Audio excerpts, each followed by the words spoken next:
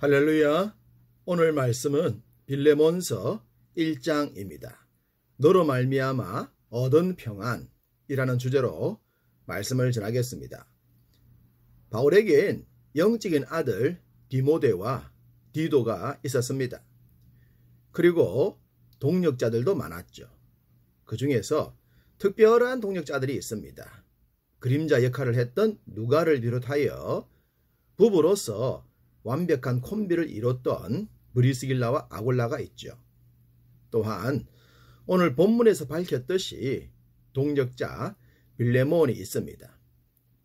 보시게 되겠지만 빌레몬서엔 오네시모란 동역자도 등장합니다. 바울은 그를 자신의 신복이라고 했는데요. 심장과 같은 자였다고 합니다. 성경을 볼 때마다 이러한 동역자들을 보게 되면 목회자로서 특별한 애정이 갑니다.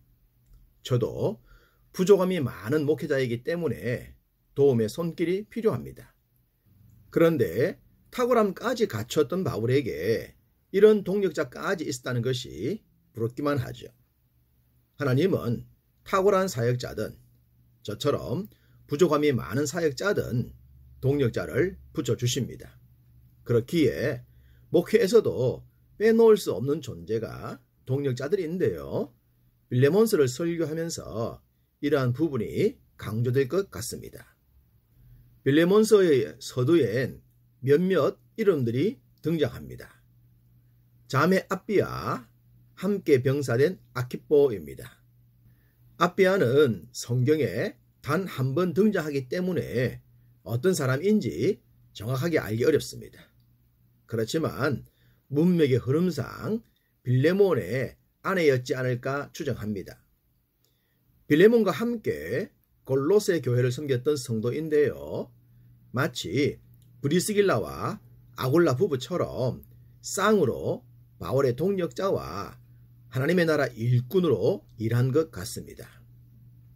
아키뽀는 골로새서 4장 17절인 아키뽀에게 이르기를 주 안에서 받은 직분을 삼가 이루라고 하라는 구절에서 등장했습니다.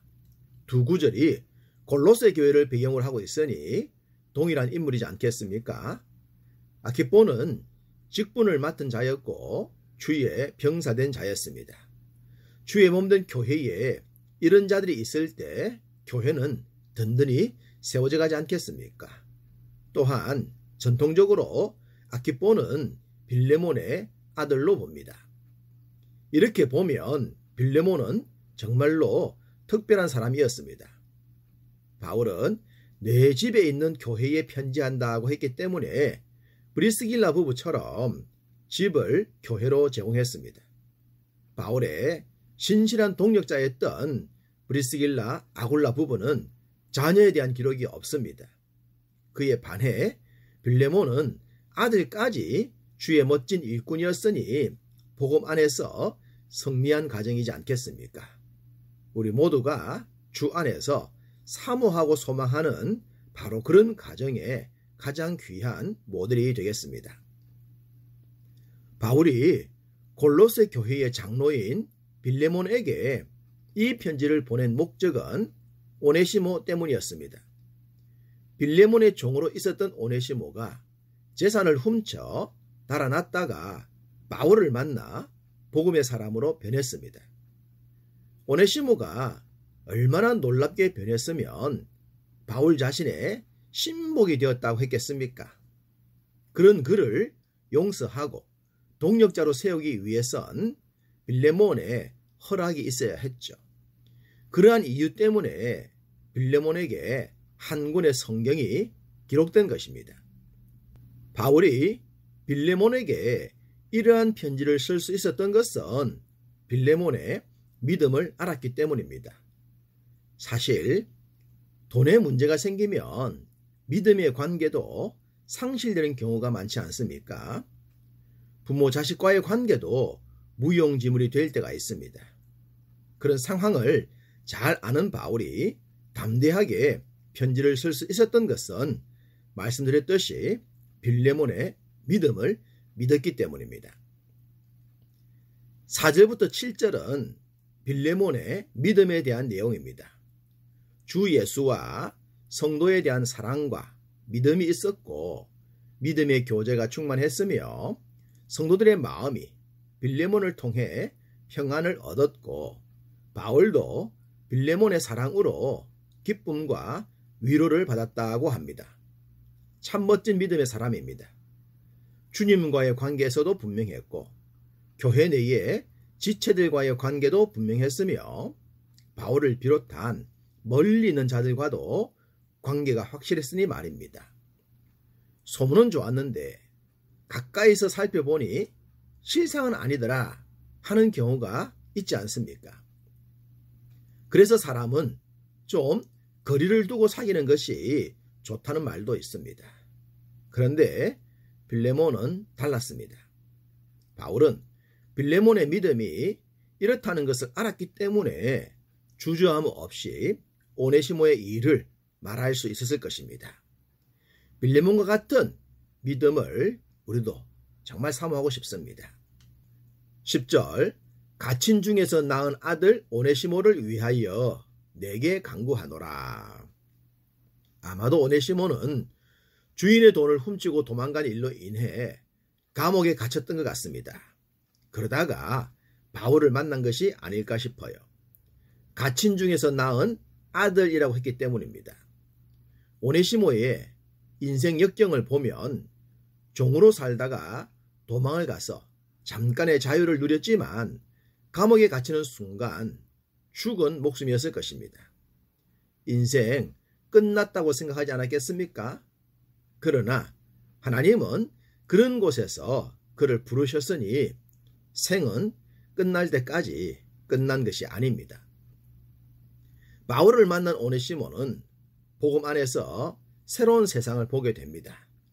그 순간 그는 완벽하게 새 사람이 되었습니다. 이전 것은 지나갔으니 보라 새 것이 되었다란 말씀처럼 말입니다. 11절 그가 전에는 내게 무익하였으나 이제는 나와 내게 유익함으로 무익함에서 유익함으로 변했습니다. 죽음에서 생명으로 변한 것입니다. 유한한 삶에서 무한한 삶으로 변했단 말입니다. 어떤 시대를 살더라도 복음 안에서 거듭나면 이렇게 됩니다. 이것이 바로 복음의 능력이요 생명입니다. 복음 안에서 변한 오네시모를 제약이 많았던 바울이 끝까지 책임질 수는 없었습니다. 그리고 감옥에서 죽게 할 수도 없었죠. 그렇기 때문에 빌레몬에게 도움을 요청한 것입니다. 12절 내게 그를 돌려보내노니 그는 내 신복이라. 빌레몬은 오네시모가 자신이 존경하는 바울의 신복이 되었다는 말을 들었을 때 어떤 심경이었을까요? 변한 오네시모를 만나보고 싶지 않았겠습니까? 어쨌든 이 일은 빌레몬의 역할이 중요했습니다. 돌려보내더라도 빌레몬의 용서가 없다면 아무런 소용이 없었기 때문이죠. 앞서도 말씀드렸듯이 바울은 빌레몬의 신앙을 믿었습니다.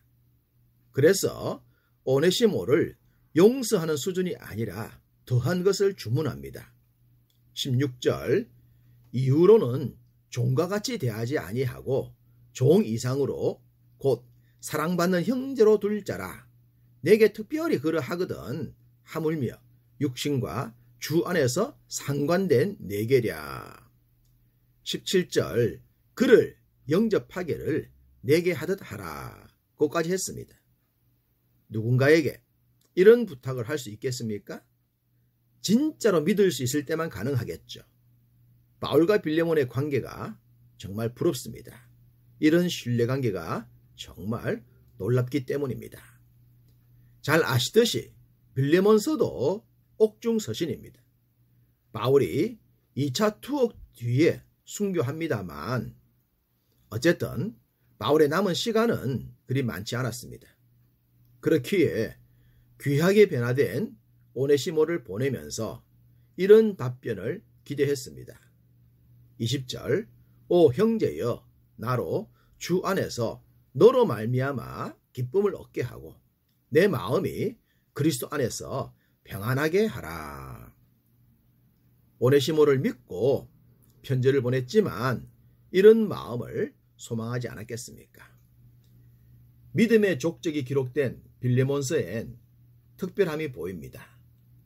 빌레몬의 온 가족과 변화된 오네시모, 그리고 돈과 관계된 문제까지 말입니다. 이런 특별함이 복음 안에서 순화가 되고 하나가 되었습니다. 그것도 2000년이란 오랜 과거의 말입니다.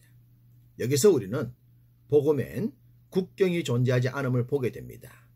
이제 여러분들이 복음 안에서 모든 얽힌 것들을 푸시고 은혜와 용서와 사랑으로 하나된 공동체 만들어 가시기를 주님의 이름으로 축복합니다.